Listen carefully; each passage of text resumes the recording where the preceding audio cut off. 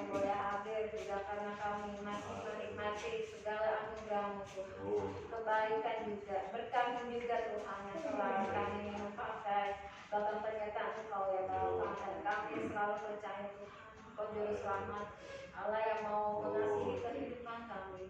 Oleh karena itu Tuhan, kami datang kembali Bapa, karena kami juga mau mengucap syukur Bapa segala hal yang Kau berikan pada kami. Terlebih pernyataan Kau Tuhan, karena bukan kuat dan jaga kami, tapi kami percaya Tuhan, ada tangan Kau menopang kami, sehingga kami selalu melihat Kau selalu ada dan dekat dalam kehidupan kami. Dan pada saat ini Tuhan, kami percaya saat kami datang Tuhan, dan saat kami ingin juga dengar akan kebaikan-Mu, akan pernyataan-Mu, dan kami juga akan dapat Tuhan kekuatan yang tidak akan kami dapat dari tempat lain. Kami sejata kita Tuhan untuk kami semua. Kami percaya Tuhan, Engkau ada di tengah kami pada saat ini, dari awal, tengah hingga akhirnya. Kami serahkan ibadah kami di sore hari ini. Semuanya Tuhan, kami serahkan ke dalam tangan-Mu, dan kami percaya ada kuasa-Mu Kau yang bekerja di tempat ini. Terima kasih Bapa di surga, kami siap mulai ibadah kami. Dan dalam tangan-Mu kami bersyukur. Haleluya, amin. Tentunya Bapak Ibu Saudara-saudari, terlebih sore hari ini tadi saya melihat Ibu Neng membawa namanya ya, apa kita panggilnya apa ya, Oma Nene ya, tadi saya dengar namanya Ibu Nomi ya, jadi kita panggilnya apa Nene ya, Pak Ibu saja, tapi masih muda sih ya, seger ya, jadi kalau kumpul sama kita 11-12 ya, ada kakak adik gitu ya, tapi tidak terlihat ya. Saya lihat semua yang ikut Tuhan itu mau dibilang Asia, mau dibilang apa ya, kalau sudah ikut Tuhan ada ade ya, mukanya beda ya, ada ceria, ada cahaya seperti apa gitu. Saya bersyukur ya, kita di sini tidak akan terlihat ya, mau kita dibilang tidak apa, tapi karena semuanya punya semangat, karena apalah datang untuk apa, berbakti kepada Tuhan Yesus ya. Amin saudara. Karena itu kita akan satu pujian kita yang mengatakan, Kau siapa yang pimpin hari depan hidupku.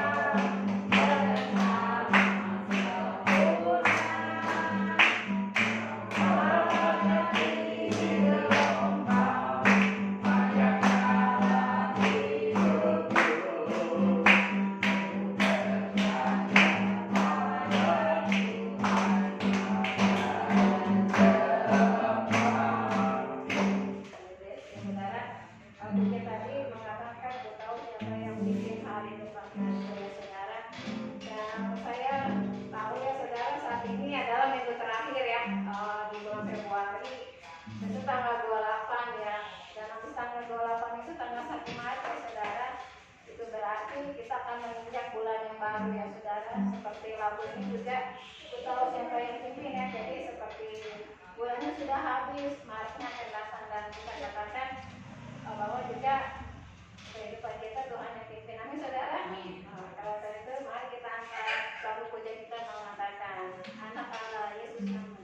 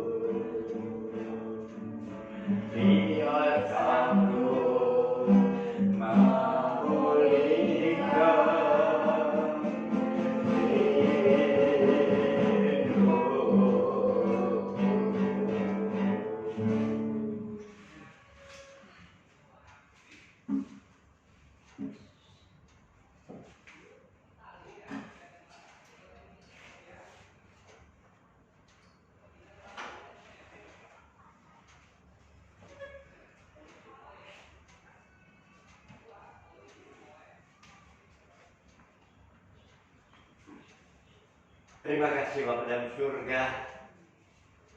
Jikalau pada jam saat ini kami telah bersama-sama memuji, memuliakan nama Tuhan.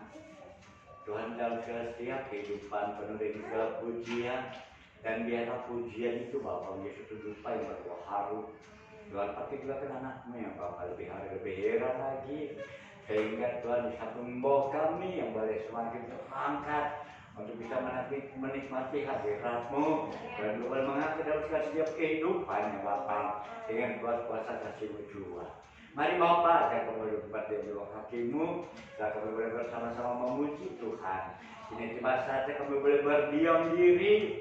Setelah mulut kami terbuka, maka mulut kami tertutup, maka hati kami boleh terbuka untuk mendengar firman-Mu, bagikan benih-benih daripada kerajaan surga yang bekerja dengan begitu indahnya, memberikan hasil yaitu berbuah-buah roh. Bapa di surga, mari sertai kami dengan kuat kuasa-Mu. Dalam nama Tuhan Yesus, kami berdoa bersyukur. Haleluya. Amin.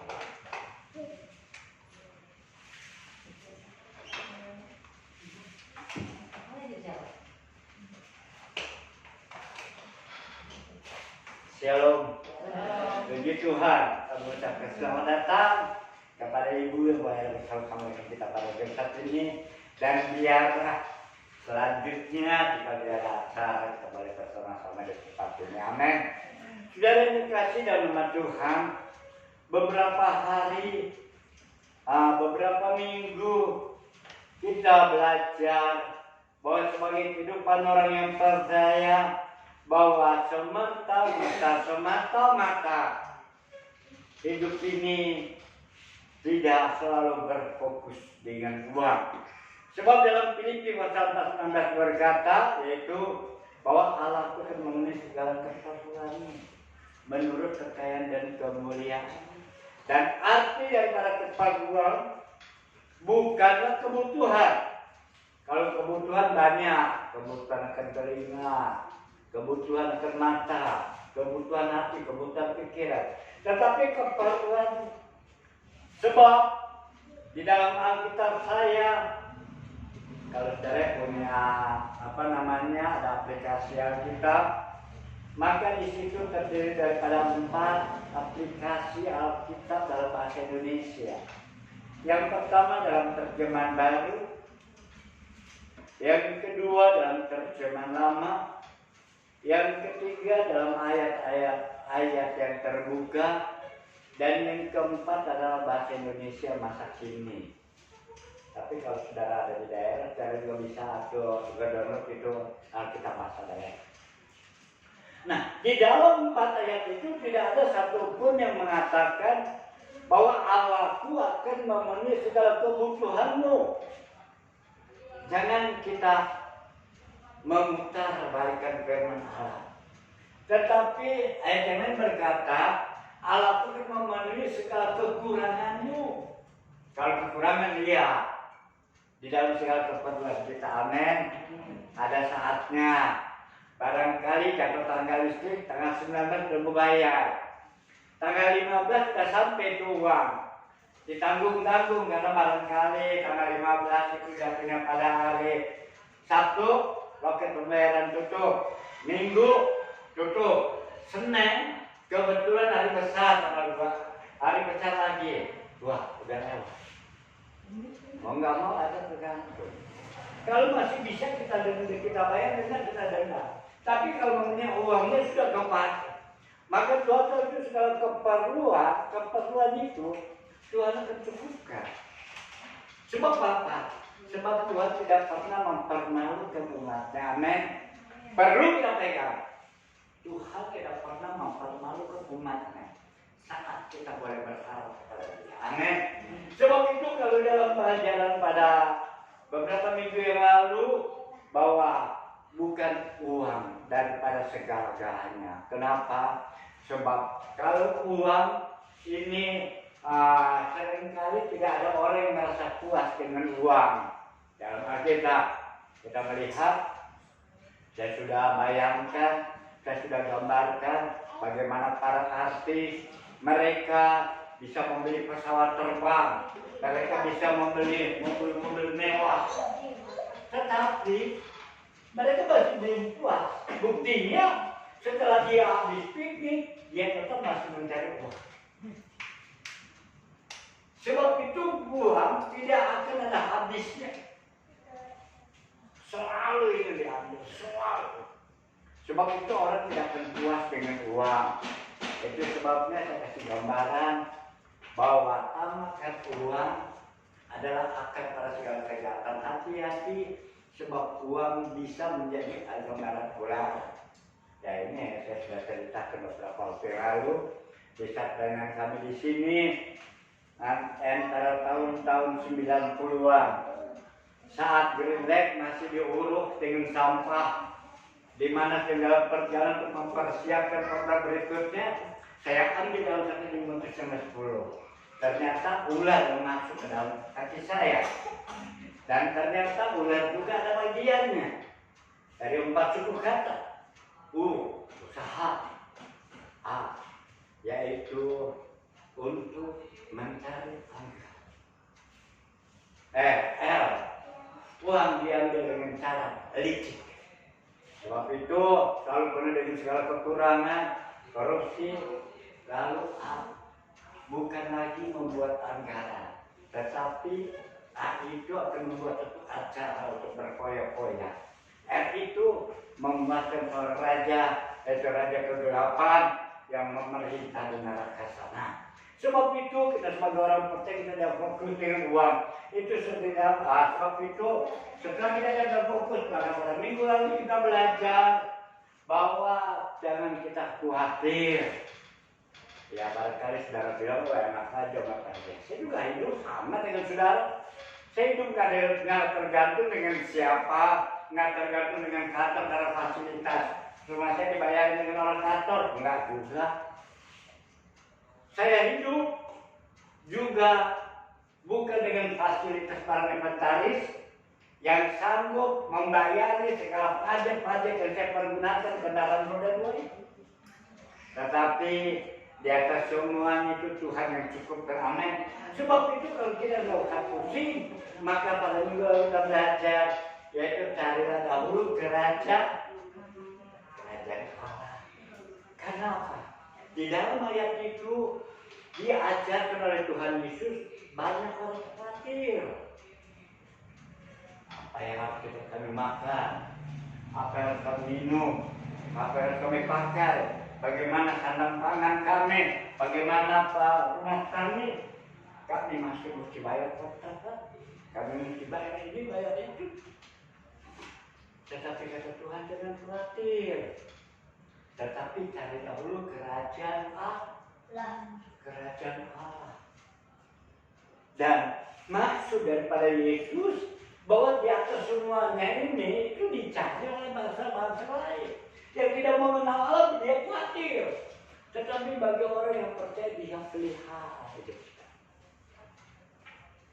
Itu sebabnya dalam hal mencari kerajaan Allah, kita akan melihat apa sih itu kerajaan Allah. Kita akan membaca Roma pasal 14 ayat yang ke-17. Apakah itu kerajaan Allah? Roma pasal 14 ayat yang ke-17 sudah dapat, kita sama-sama bangkit berdiri. Roma pasal 14 ayat yang ke-17 sudah dapat, kita sama-sama bangkit berdiri. 14 ayat yang ke-17. Ayo kita bangkit berdiri. Ayo semua sama-sama.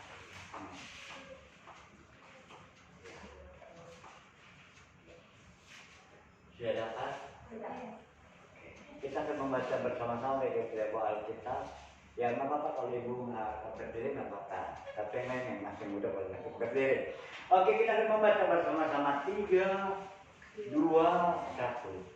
Sebab kerajaan Allah bukanlah soal makanan dan minuman, tetapi soal kebenaran, damai sejahtera, dan sukacita oleh Roh Kudus. Sekali lagi, sebab kerajaan Allah bukanlah soal makanan dan minuman, tetapi soal kebenaran, damai sejahtera dan sukacita oleh Roh Kudus. Terima kasih. Dengan jelas Rasul Paulus menulis kepada sidang jemaat yang ada di Roma bahwa kerajaan Allah itu bukan terdiri soal makanan dan minuman. Karena kalau kita melihat peringkop ini, di peringkop Roma ini masih berbicara tentang makanan. Ada banyak orang, memang kita kadang-kadang kan nggak boleh. Itu yang namanya makan darah nggak boleh. Yang namanya makan barang persembahan juga nggak boleh. Tapi yang masih bebas silakan. Tapi yang disuruh-suruh makan. Sebab memang itu tidak menjadi keuntungan. Nggak menjadi keuntungan bagi tubuh. Tapi kadang-kadang orang begitu bangga. Sehingga kita melihat mereka begitu bangga dengan hal seperti itu. Sehingga akhirnya kalau misalnya itu akan menjadi batu sandungan, contohnya saya mau tanya sebagai orang yang percaya, boleh nggak sih minuman beralkohol?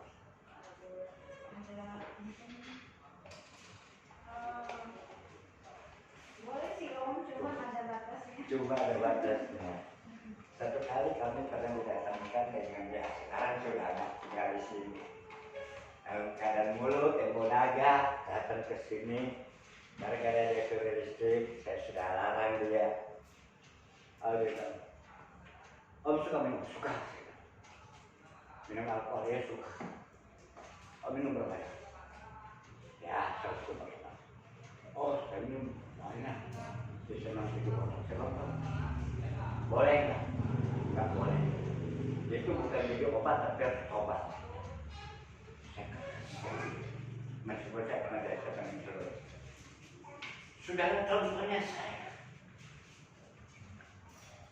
Kalau badan lagi sakit, Alkitab juga menulis kepada Timotius, dinasihati oleh Rasul Paulus, dibilang begini, kalau badanmu lemah, minumlah anggur sedikit.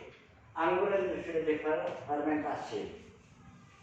Jadi artinya itu hanya sedikit, 1 shot. Lalu saya masih pergunakan, oke. Cuman anehnya ya buat sok-sok lah. Misalnya saya akan duduk di depan, saya beli itu anggur 1 botol, meskipun saya minumnya 1 shot. Tapi karena untuk ngomong begini, lalu akhirnya orang-orang yang sepelayanan dengan saya. Kita lihat di sini kan banyak para pendeta-pendeta, banyak para pelayan-pelayan Tuhan. Dan saya menyadari itu kita hidup di sini berdampingan dengan sesama pendeta juga.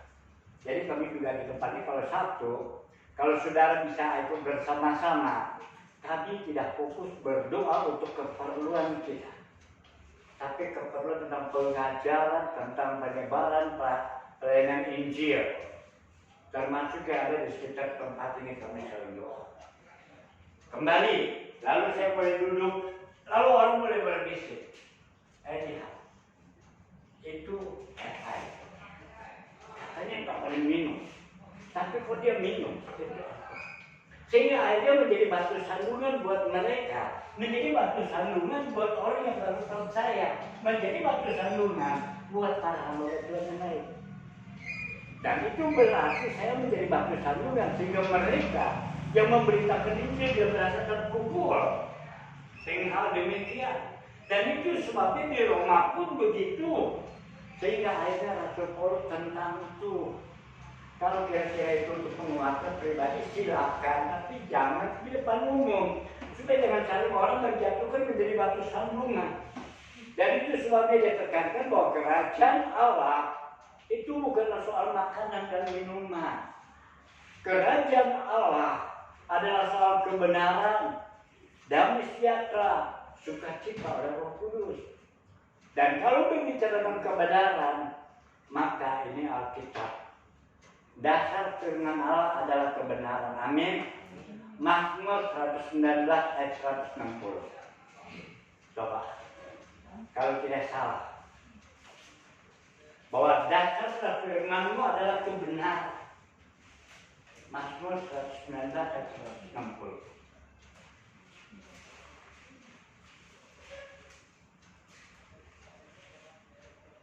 Dapat, Pino? Ya.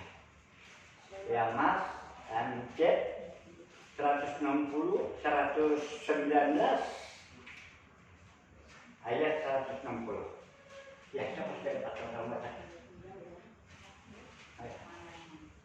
Sekali kita nanti akan berlomba kan seluruh DKI. Kita boleh banggakan ini. Amin. Ya, silakan Bu Esther. Mazmur 119 ayat 160 sebenarnya dikatakan, dasar firman-Mu adalah kebenaran dan segala hukum-Mu yang adil adalah untuk selama-lamanya. Amin. Dasar firman-Mu adalah kebenaran dan hukum-hukum itu adil selama-lamanya. Alkitab memang dalam tangan saudara. Ini usianya udah ribuan tahun.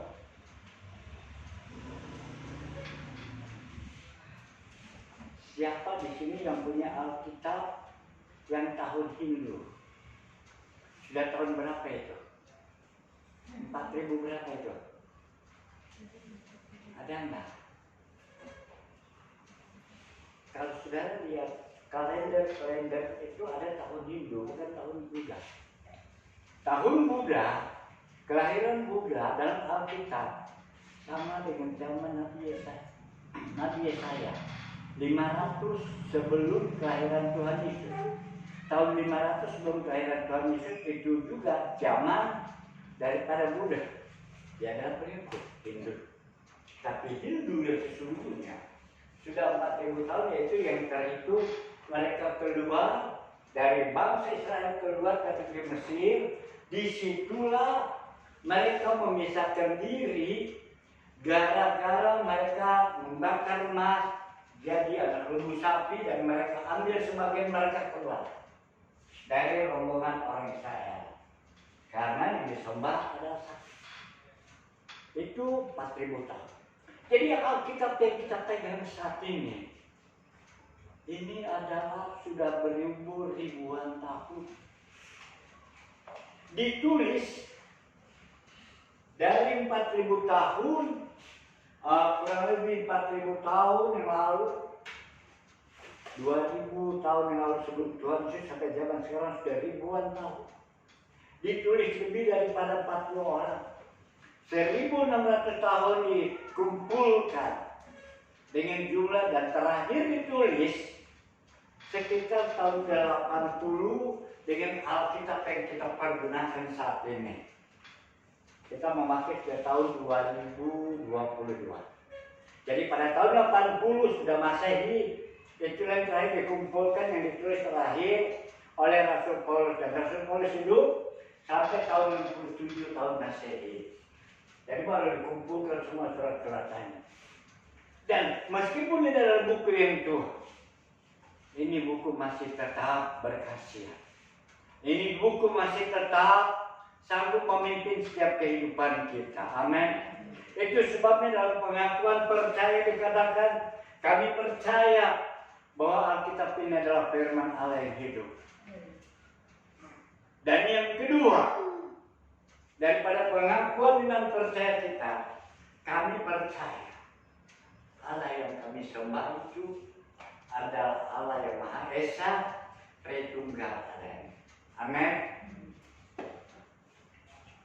Gambaran manusia. Kalau saudara lihat tadi oleh puji-pujian dari Estelina, Cici Estelina, saya bisa lihat sebab tiga berkumpul menjadi satu. Kalau seumpamanya dia hanya berbentuk roh, kita nggak tahu, suaranya hampir sama.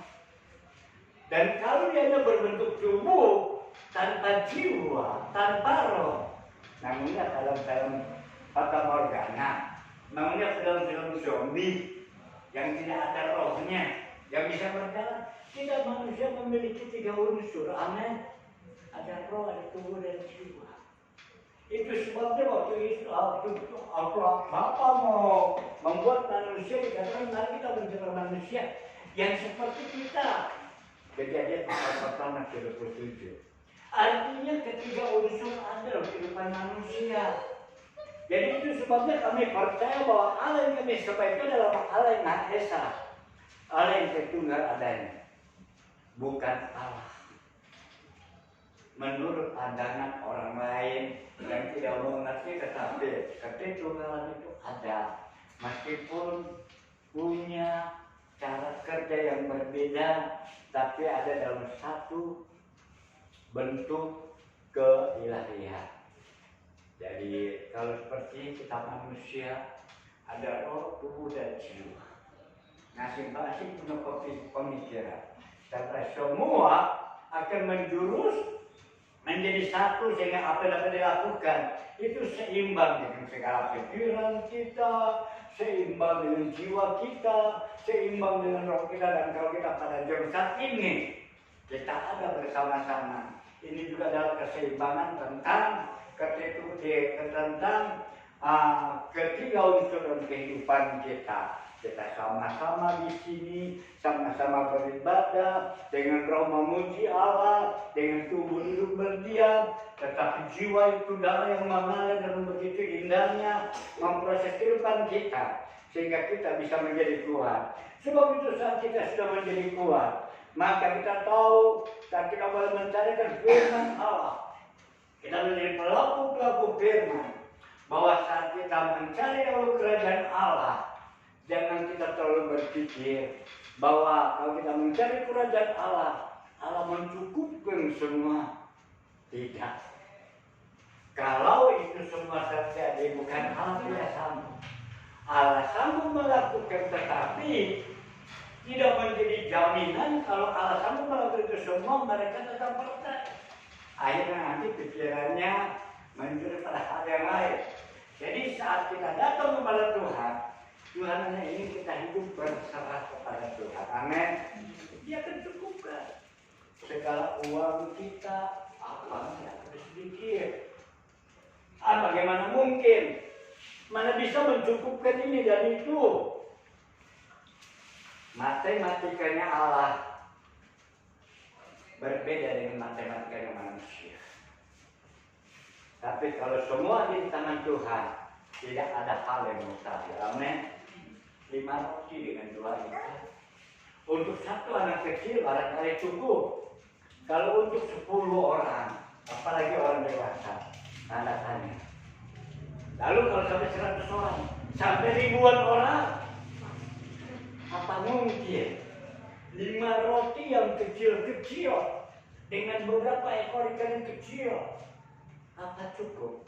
Tapi matematikanya Allah sanggup mengadakan sesuatu tidak ada menjadi ada. Dari yang ada sanggup memberkati. Ternyata dengan 5 roti dan 2 ikan, Allah sanggup memberkati, memberi makan 5.000 orang laki-laki, di luar wanita dan anak-anak. Tetapi masih ada sisa. Berapa sisanya? 12 bakul. Para murid-murid Tuhan, para rasul-rasul dapat berkat. Jadi kalau jemaatnya cuma dapat buat dia makan hari itu jam itu, tapi para rasul masih dapat bagian 1 bakul, masih bisa buat besok. Amin. Sebab mari sama-sama kita bekerja buat Tuhan, kita jadi pelayan Tuhan. Sebab apa? Sebab saat kita menjadi pelayan Tuhan, saat kita bekerja buat Tuhan, Allah sanggup melakukan. Dan kembali lagi, kalau di dalam Roma pasal 14-17, saya akan salin dalam bahasa Indonesia masa kini yang berkata, sebab kalau Allah memerintah itu seseorang apa yang ia boleh makan atau minum, itu tidak penting. Yang penting ialah bahwa orang itu menuruti kemauan Allah, mengalami ketenangan hati, dan menerima sukacita yang diberikan oleh Roh Allah. Artinya, kalau kita mencari kehendak Allah, maka kita menuruti kemauan Allah. Amin. Allah tidak pernah memaksa seseorang untuk berbuat sesuatu di luar daripada segala kebisaan. Allah tidak pernah menyuruh kita manusia disuruh bekerja sedemikian rupa. Tidak. Tuhan tahu kehidupan saudara dan saya. Tuhan tahu kemampuan saudara dan saya. Tetapi Rasul harus menginginkan kalau mereka mau mencari kerajaan Allah, berarti mereka harus mencari kebenaran. Kebenaran dengan firman Tuhan. Kebenaran dengan firman Tuhan. Itu adalah kebenaran yang sesuai dengan firman Tuhan. Sehingga pada saat kita ingin melakukan akan firman Tuhan, maka itu berarti kita menyerahkan setiap kehidupan kita. Sebab apa? Sebab saat kita melakukan akan kehendak Tuhan, maka kita menyerahkan seluruh kehidupan kita kepada Tuhan. Ada sekali peristiwa. Coba silakan baca dalam Injil Matius pasal yang ke-27. Matius pasal yang ke-17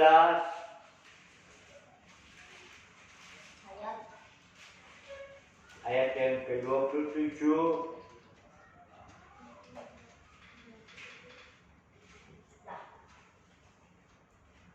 Ya, coba kita akan membaca mulai ayat yang ke-24. Siapa bisa baca? Matius pasal 17 ayat ke-24 sampai 27. Agak panjang ini.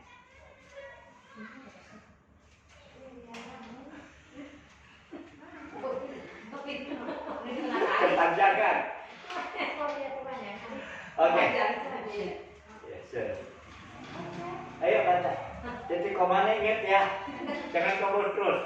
Bahaya itu lampu merah nanti. Matius pasal 17 ayat 24 sampai 27. Silakan baca bukunya dulu. Baca ayat. Matius pasal 17 ayat 24 sampai 27. Amin. Ketika Yesus dan murid-muridnya tiba di Kapernaum, datanglah pemungut baik Allah kepada Petrus dan berkata, apakah gurumu tidak membayar bea 2 dirham itu 20 jawabnya memang membayar. Dan ketika Petrus masuk rumah, Yesus mendahuluinya dengan pertanyaan, apakah kamu pendapatmu, Simon?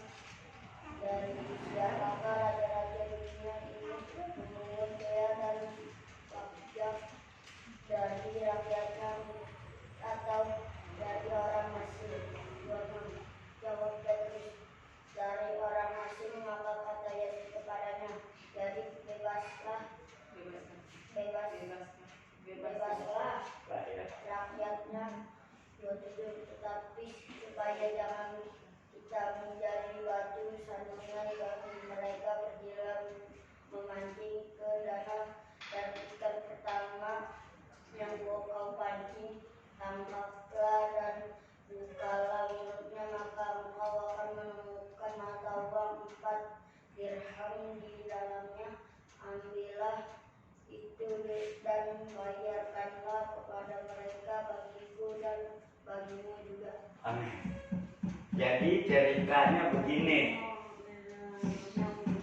Satu kali Yesus dengan Petrus kembali ke kampung halaman, pulang kampung istilahnya. Karena kebanyakan Yesus ada di padang gurun. Jadi semua murid-murid gak diajak. Hanya Petrus yang juga kebetulan dari Kapernaum. Petrus dengan Yesus masuk. Sebelum dia sampai ke rumahnya, dia mampir dulu ke satu tempat yang namanya sinagoge atau perhimpunan orang percaya, satu tempat perhimpunan rumah tangga. Jadi gereja rumah tangga. Lalu Yesus masuk dan memang diminta supaya setiap orang yang masuk masuk, mereka harus bayar pajak. 2 dirham dan pajak itu untuk dibawa ke rumah. Tapi Yesus tidak membayar. Sehingga akhirnya ketua dia sudah mulai masuk ke dalam rumah sebelum Petrus dan Yesus masuk ke dalam rumah. Maka penjaga betala ini tanya, apa gurumu tidak bayar pajak? Lalu Petrus tanya, memang harus membayar? Sebab yang di situ dikatakan, apakah gurumu tidak membayar biaya 2 dirham itu? Jawabnya memang membayar. Sebenarnya itu pertanyaan ulang kembali oleh Petrus. Kenapa memang membayar? Kita penduduk sini, kita orang sini, kita masuk ke rumah Allah juga ada di kampung sini, memang bayar. Sehingga akhirnya setelah sampai di rumah, lalu Yesus tanya, memang pajak ini untuk siapa? Dari mana raja-raja mengambil pajak? Lalu Yesus ya, silakan Bapak dengan tepatnya. Silakan duduk, ayah. Lalu kata Petrus, dari orang asing. Kalau begitu kita bebas, kata Yesus. Kalau begitu kita bebas.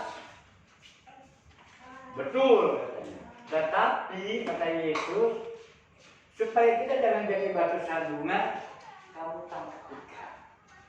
Ikan yang pertama kamu tangkap, buka mulutnya. Ada 4 dirham.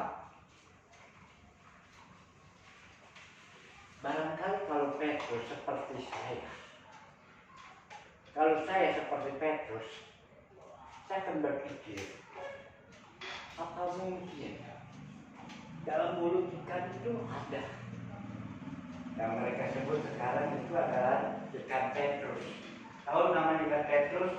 Semacam ikan mujair Jakarta ini. Sebab memang ikan itu begitu melimpah di dalam ini. Ada dirham, 4 dirham. Dirham itu sebesar uang logam 500-an rupiah. Logam 500 cukup besar daripada uang yang 1000. Lah ini bisa ada dalam mulut ikan. Tapi kalau Tuhan tangkap ikan yang pertama, kamu buka mulutnya, maka ada 4 dirham. Ambil, bayar 2 untukmu, 2 untuk saya. Waktu dia mulai memancing, dapat, begitu dapat. Benar ada uang, 1 dikeluarkan, 2, 3, 4. Yang menjadi persoalan dalam kehidupan kita, apakah ikan ini bodoh? Dia makan logam. Dia tidak ada sekolahnya ikan juga, dia bukan ikan yang bodoh.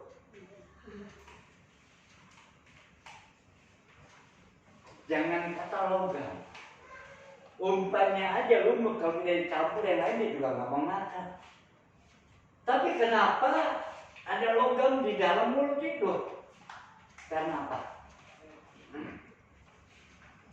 Karena perkataan tuh. Saat dia bilang dia tidak memerintahkan dalam mulut ikan itu ada uang, tidak. Tapi dia bilang pada Petrus, saat kau tangkap ikan itu, ada 4 dirham. Satu isi bilang 4 dirham. Lalu ucapan ini menjadi kenyataan. Amin. Saat dia berkata 4 dirham itu ada dalam mulut, itu sudah ada dalam mulut kita. Jadi kalau kita mau sungguh-sungguh iring kepada Tuhan, maka kita harus menuruti kemauan Allah. Kita harus menuruti maunya Allah. Kalau kita berpikir, oh nggak sesuai. Kalau Petrus bisa diambil dengan pertimbangan, jangan membeda, jangan ambil dengan pikiran kita, dengan firman Allah. Jangan menurut pertimbangan hati. Kalau menurut pertimbangan hati, kita tidak akan bisa menuruti kemauan Allah. Sebab di dalam Ibrani pasal yang keempat, ayat yang ke-12, di situ dengan jelas akan masalah kesabaran. Ibrani pasal yang keempat, Ibrani pasal yang keempat ayat ke-12, di situ berkata, sebab firman Allah hidup dan kuat dan lebih tajam daripada pedang bermata dua manapun. Ia menusuk amat dalam dan sampai memisahkan jiwa dan roh. Jiwa dengan roh bisa dipisahkan. Bahkan juga dikatakan sendi-sendi dan sumsum. Ia sanggup membedakan pertimbangan dan pikiran hati kita. Jadi dia sanggup membedakan pertimbangan itu firman Allah. Jadi pada saat kita mau melakukan firman Allah, jangan kita bawa dengan pertimbangan hati. Tapi kita boleh lakukan menurut kata Tuhan. Sebab apa yang Tuhan beri dalam kehidupan kita, tidak ada seorang pun yang tahu. Amin. Tetapi kita sendiri tahu. Kita sendiri tahu. Kalau itu menurut kata Allah, mari lakukan. Sebab talenta saudara dengan talenta saya berbeda. Kehendak Tuhan kepada saudara dan kehendak Tuhan kepada saya berbeda. Tetapi kita semua bisa menjadi saksi. Amin. Saya ingat salah satu jemaat Tuhan yang memang seringkali saya bawa, tapi dia bisa mengingatkan saya, bisa meneguhkan saya.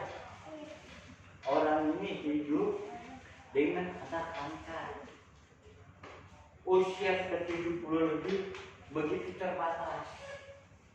Segala keuangan. Dan satu jemaat kami juga, dia dua-dua sudah pulang. Dan dia diperhadapkan dengan satu janji Allah tentang rumah yang ada di surga. Sebab dia, ibu ini dari Madang Babakan, dari Sentul. Dia dimarahi. Waktu tinggal di Berdikari, sebelahnya ada gereja, nggak ke gereja.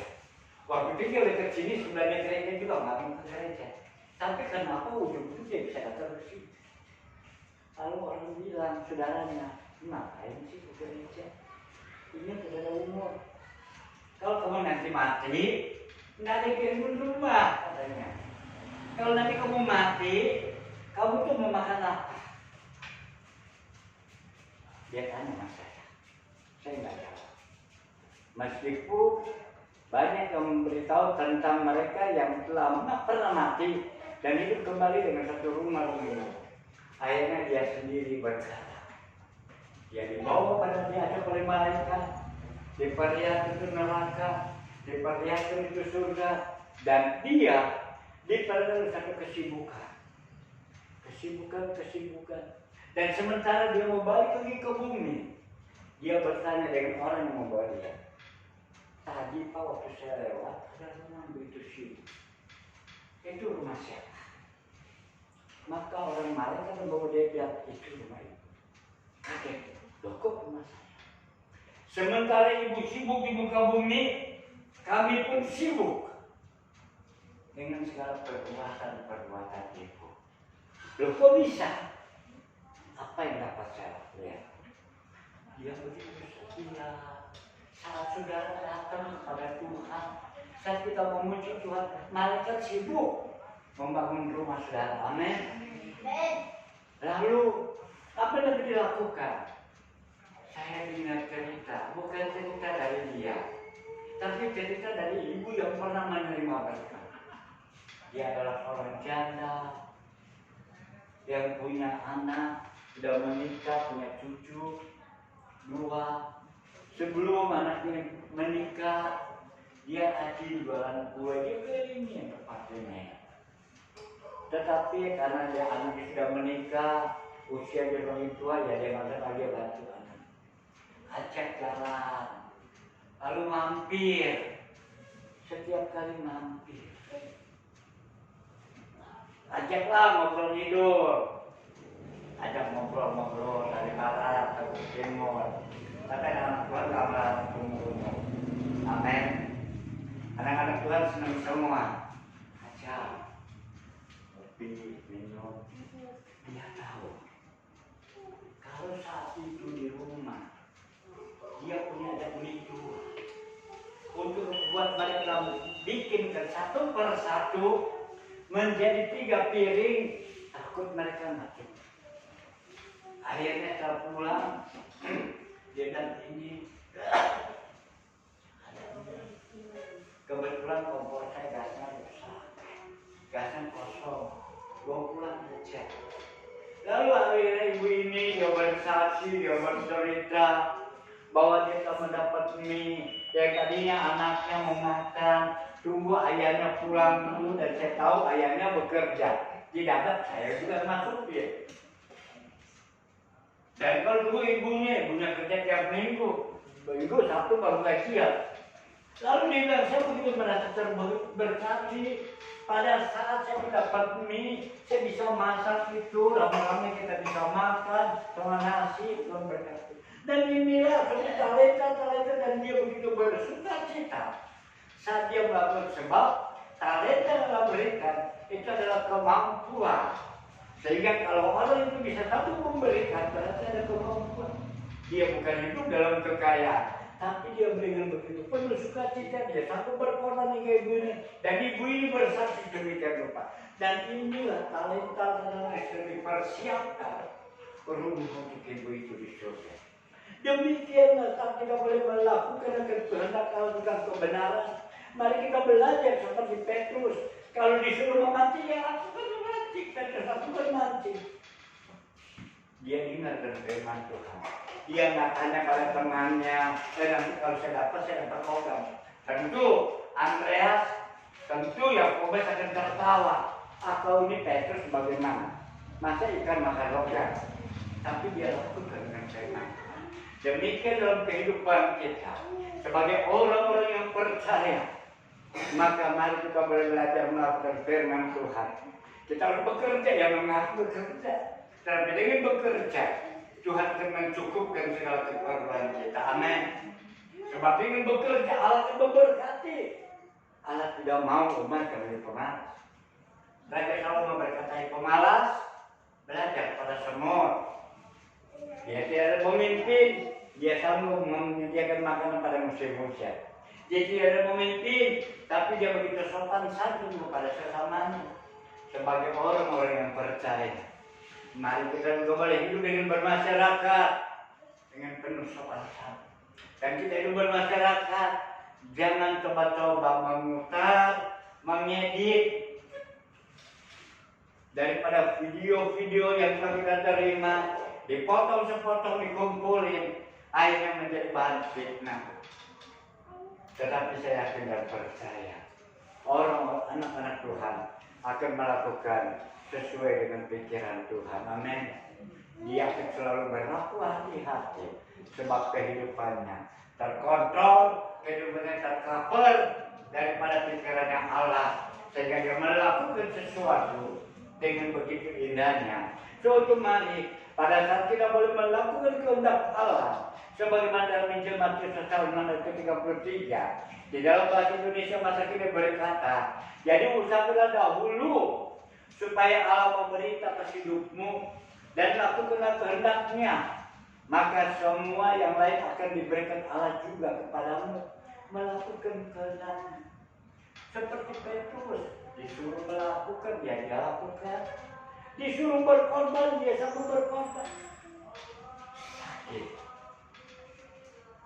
Hidup di dalam Tuhan, tapi Tuhan memberkati dengan cara luar biasa. Amin. Mari kita belajar. Kita boleh mengajar dewasa dalam kehidupan kita. Kita bukan lagi anak-anak lagi. Kita bukan lagi hanya bayi yang mau dikasih susu saja. Tapi kita mau jadi orang-orang yang dewasa yang melakukan, yang menerima makanan-makanan keras. Untuk apa? Untuk kesehatan hidup kita. Amin. Kalau tempat ini ada ibu ya, maaf ibu, saya mau tanya pada ibu Nuni, usia ada berapa? Usia sudah berapa? Umur sudah berapa? Berapa? 80. Luar biasa. Sehat masih. Udah begitu banyak pengalaman. Wah, ibu kita juga. Dan termasuk juga Pak Petrus. Usia juga 80 lebih juga dia. Begitu banyak pengalaman. Dan kita yang muda-muda, kita hormati mereka. Jangan dibawa pikirannya masih udah mulai goyah. Jangan. Sebab di dalam mereka firman Allah berkata, mereka yang panjang umur, mereka sudah banyak makan asam garam. Amin. Jadi pengalaman mereka lebih banyak. Jadi sebab itu mari. Di samping itu kita juga belajar menurut dengan kehendak Tuhan. Sebab apa? Sebab kalau kita mengusahakan hidup kita mencari kerajaan Allah atau apa yang memerintah dalam kehidupan kita, lakukanlah kehendak Allah. Jadi hal yang pertama, melakukan kehendak Tuhan, yaitu dalam buku Mazmur pasal 40 ayat yang ke-9. Kalau hidup kita mau terarah, kalau hidup kita mau dipimpin oleh Tuhan, kalau hidup kita mau diberkati oleh Tuhan, maka kita lihat dalam Mazmur pasal 40 ayat yang ke-9 berkata, aku suka melakukan kehendak-Mu ya Allah. Taurat-Mu ada dalam dadaku. Taurat Tuhan ada dalam dadaku. Kita suka melakukan, anggaplah saat kita melakukan kehendak Allah, itu adalah hobi kita. Amin. Mau melakukan firman Tuhan? Mau melakukan firman Tuhan? Apa mungkin? Petrus suruh mancing, apa mungkin bisa ada logam dalam mulutnya? Tapi dia lakukan. Pertimbangan hati. Kalau Tuhan menuntut kita berkorban, bukan karena kita kaya, tapi kita dimampukan oleh Tuhan. Cukupkan. Seperti ibu ini hanya karena ini beberapa, tapi itu juga dia menjadi kesukaan. Dan Allah berkati. Allah berkati dengan cara luar biasa. Dan hal untuk melakukan kehendak Allah, bukan saja soal berkorban, bersaksi, ketemu kawan perjalanan, sama-sama ke pasar. Iya, tapi mahal. Iya, Bu. Nasihin losongnya 30.000 nggak cukup. Malah dijelekin orang. Tapi sebagai orang percaya, ya puji Tuhan. Meskipun tapi mahal, saya tiap hari masih bisa makan apa. Jadi kita jawab dengan hal-hal yang positif, sebab Allah yang memberkati. Bukan Allah yang memberi. Allah yang memberi segala berkati. Iya, apa mahal? Minyak goreng mahal. Wah, sekarang sudah 5 sana. Ya puji Tuhan. Memang sih minyak goreng ini mahal. Pujikan di rumah saya sedikit. Buat saya goreng jatuh. Nah itu kan suatu kesaksian, amin. Bukan jadi saksi palsu loh. Memang benar. Ada di rumah. Itu yang kita inginkan. Ini melakukan kehendak Allah. Oh iya, kenal kamu ini. Wah siapa ini begitu. Ya udahlah dari dengar lah. Pokoknya itu diedit. Buktinya salah satu menteri disuruh. Ternyata diedit oleh salah seorang menteri. Diedit dipotong separuh. Nah seperti saya ada rekaman begini. Lalu tadi ada berbicara tentang mancing ikan. Lalu omongan-omongan saya lama itu dipotong, diedit. Lalu diajarin kata jemaat harus mancing ikan katanya. Sebenarnya saya nggak ngajarin gitu, tapi bisa diedit seperti demikian. Kabar-kabar bohong seperti itu. Saat kita menyebar demikian, kita harus tahu kebenarannya. Itu baru anak-anak tuh. Wah, saya yakin dan percaya saya dengar Tuhan ada tempat ini nggak begitu mudah untuk terima kabar-kabar bohong. Semua disalib, semua diterima, karena nggak bisa tertutup telinga kita. Tapi soal kebenaran, dia tahu waktu yang berjalan akan menjadi. Jadi jangan dulu berkomen. Yaitu pertama, aku suka melakukan kehendak-Mu ya Allah. Pada saat Tuhan bekerja, saat Tuhan menyuruh kehidupan kita melakukan kehendak Tuhan, mari kita lakukan. Talenta yang Tuhan berikan berbeda saudara dengan saya. Tapi itu semua untuk guna hormat nama Tuhan. Jadi kenapa kehendak Tuhan menjadi satu hobi yang memimpin kita. Dan yang kedua, yaitu Mazmur pasal 119 ayat yang ke-11. Mazmur 119 ayat yang ke-11. Saya katakan untuk saudara, yang berbunyi, dalam hatiku aku menyimpan janji-Mu.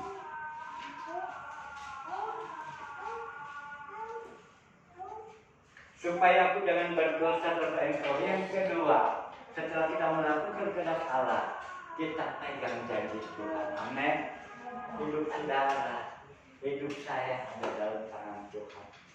Jangan mau dipusingkan, jangan mau dibimbangkan. Sebagai Petrus dia pegang janji Tuhan, dapat ikan ada uang benar. Kita juga pegang janji Tuhan. Pengharapan yang kita dengar itu bukan di fata morgana, tapi pengharapan yang kita dengar itu akan menjadi kenyataan. Kalau kita boleh tetap setia dan memegang dan mengasihi akan Tuhan, sebab memegang janji Tuhan ini adalah hati kita. Sebab itu, mari belajar kita simpan firman Tuhan dalam hati ini. Jangan simpan dalam pikiran kita. Ini bisa nggak berfungsi. Kenapa? Satu teman saya, notaris, akhirnya sekarang nggak bisa berbuat apa-apa. Dia hanya bisa mengingat 1 tahun dari sekarang. 1 tahun sebelumnya. Lebih dari itu dia nggak bisa apa-apa. Sebab sudah mulai terganggu. Kepalanya pernah dibelah atau kepalanya. Di salah satu rumah sakit, sebab dia terkena stroke.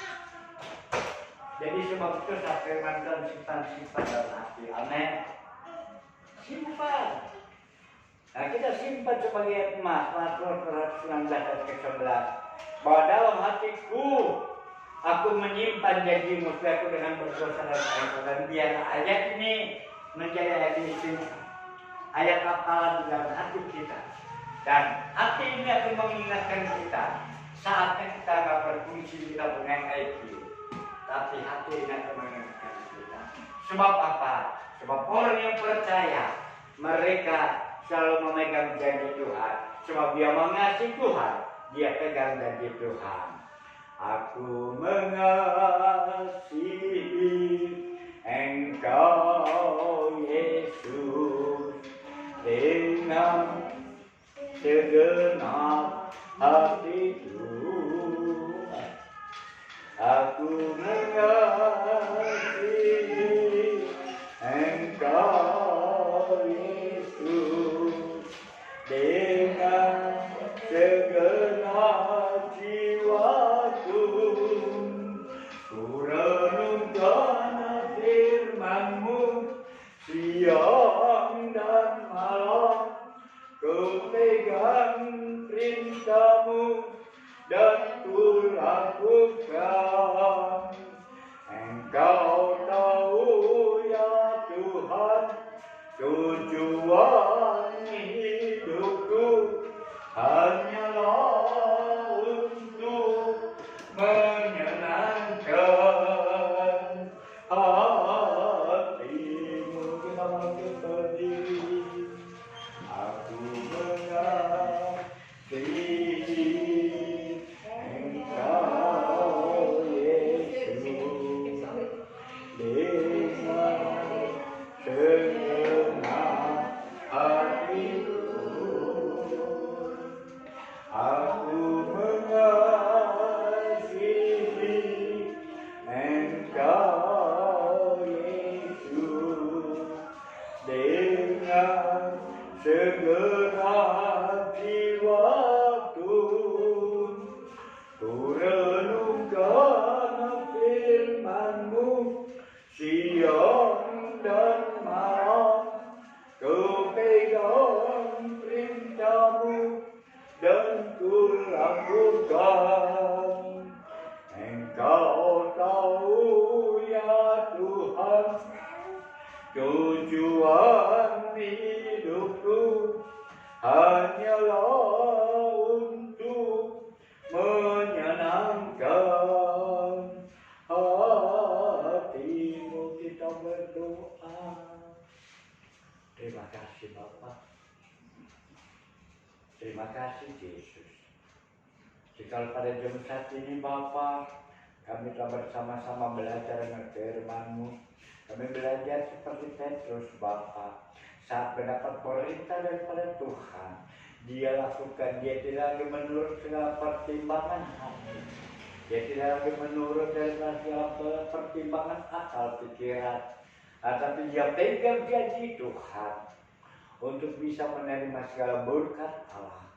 Bapa yang surga, kami tahu Bapa, sesuatu hal bisa Allah lakukan dari yang mustahil tidak akan menjadi mustahil. Dari yang sedikit Tuhan akan juga membesarkan sedemikian rupa. Mari Bapa, ajar kami Bapa untuk selalu memegangkan janji-Mu. Dan kalau pada jurusan itu juga tolong Bapa, pilihan pendengar pada hal ini Bapa. Mereka boleh dikuat oleh keimanan dengan percayanya Bapa. Dan Tuhan kami tahu Bapa, dengan segala keterbatasan pemikiran hamba, keterbatasan segala perbendaharaan kata-kata, tapi biar Tuhan kuasa Roh Kudus Bapa boleh menerangkan kami dengan lebih rinci lagi, sehingga Tuhan boleh lakukan sedemikian rupa, kami boleh tetap berkuat senantiasa Tuhan bersandar kepadamu, dan kami boleh menjadi kuat sebab kuat kuasa daripadamu. Terima kasih Bapa, terima kasih. Mari Bapa, biar Tuhan kalau hamba dalam segala pembicaraan mempunyai perbenaran kata-kata sedikit, dan Tuhan biar kuasa Roh Kudus memberikan kami lebih heran lagi, menjelaskan dengan lebih rinci lagi Bapa, sehingga kami boleh dikuatkan satu dengan yang lain. Terima kasih Bapa, di dalam nama Yesus Tuhan kami mengucap syukur. Haleluya. Terima kasih untuk kasih sayang yang Ku alami dalam hidupku. Terima kasih Yesus untuk kebaikan-Mu sepanjang hidupku. Terima kasih Yesusku buat anugerah yang Kau beri. Sebab hari ini Tuhan ada bersyukur bagimu. Terima kasih Bapa. Jika pada jurusan mari Bapa, Tuhan tolong setiap depan kami sekalian, terlebih bagi anak-anak juga pada sebentar meninggal tempatnya. Tuhan tolong Bapa, berkati bagi anak-anak yang bersekolah, berikan segala hikmat dan kemuliaan Tuhan, cukup segala dan biaya pendidikannya Bapa, dan tolong juga mereka bekerja, berikan kesukaan dalam pekerjaannya. Bahkan terlebih bagi anak-anak bekerja di kantor, dan mereka bekerja di kantor pemerintah, baik kantor swasta, agar mereka menjadi takut kepada Tuhan. So kami yakin dan percaya ada banyak nehemia pada saat ini Bapak yang bekerja di perkantoran pemerintahan, boleh menjadi berkat Bapak, dan nama Tuhan boleh dipermuliakan. Tuhan juga berkatakan anak-anakmu Bapak, baik mereka Tuhan bekerja di ladang, baik mereka bekerja di perhutanan, baik mereka bekerja di pantai, bekerja di laut lepas, atau mereka sebagai nelayan, dan juga berkati semua dengan kuat kuasa-Mu Bapa, sehingga Tuhan boleh mempertemukan kami pada jam-jam ibadah yang ditentukan. Menteri surga, Tuhan tolong bagi anak-anak sudah lanjut usia, baik pada ibu subur, baik pada ibu Naomi, Tuhan juga berkati, kepada Bapak itu Tuhan juga berikan kekuatan Bapa, topang dengan kuat kuasa kasih daripada-Mu, dan Kau menjadi seluruh umat saat ini Bapa, baik para istri-istri yang berhasil beribadah, boleh menjadi berkat bagi suaminya, boleh menjadi berkat bagi anak-anaknya Bapa, sehingga banyak jiwa boleh dimenangkan dan diselamatkan. Di atas semuanya nama-Mu saja boleh permuliakan. Terima kasih Bapa, terima kasih. Hari Bapa, semuanya kami serahkan ke dalam tangan-Mu jua, dan Tuhan lindungi kami dari dalam segala perjalanan, jauhkan kami dari roh pembuat jahat, jauhkan kami segala bahaya kecelakaan, tercebungkus kami dengan kuasa-Mu, dan pertemukan kami pada jam-jam ibadah yang ditentukan. Terima kasih Bapa. Dalam nama Tuhan Yesus kami berdoa. Haleluya. Maka saudara kekasih, kita arahkan kemata rohani kita kepada Bapa di surga, Sebab dari sana juga seluruh kehidupan kami terarah. Dan dari sana juga segala berkat-berkat telah dicurahkan. Dan biarlah kita pulang ke masing-masing. Kita pulang dengan segala berkat-berkat Allah Bapa. Damai sejahtera sukacita anugerah Tuhan Yesus Kristus. Serta persekutuan penyertaan kuasa Roh Kudus menyertai seluruh kehidupan kita sekalian mulai pada jam saat ini sampai kedatangan Tuhan kali kedua di awan-awan sana. Bapa, terima kasih. Bapa, terima kasih. Bapa, terima kasih. Bapa di dalam surga, puji terima kasih. Semua orang percaya katakan amin. Amin.